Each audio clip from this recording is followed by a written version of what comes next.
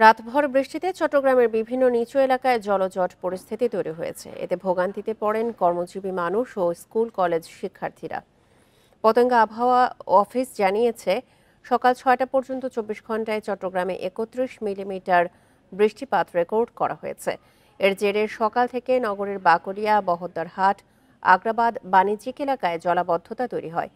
তবে সকাল থেকে বৃষ্টি না থাকায় ধীরে ধীরে নামছে পানি। গণপরিবহন সংকটের সুযোগে অতিরিক্ত ভাড়া আদায়ের অভিযোগ সাধারণ মানুষের। এদিকে মুরাদপুর অক্সিজেন সড়কে কালভার্ট ভেঙে পড়ায় সড়কের একপাশে যান চলাচল বন্ধ রয়েছে। আগামী ২৪ ঘন্টায়ও চট্টগ্রামে মাঝারি থেকে ভারী বৃষ্টির পূর্বাভাস দেওয়া হয়েছে। আমি আসছি প্রায় ৭টা বাজে, তখন এই কুমোর সমান পানি ছিল এখানে, বদ্দারহাট দিয়ে এখান পর্যন্ত, কাতালগান পর্যন্ত। বিগত বছরের তুলনায় এবছর একটু কম, তবে সেটা আরও একটু বেটার, আরও সিটি কর্পোরেশনে ভালো মতো মনোযোগ দিয়ে আরও ড্রেনগুলো যদি নিয়মিত পরিষ্কার করা হয়, তাহলে সামনের দিকে আরও ভালোভাবে আমরা বসবাস করতে পারবো।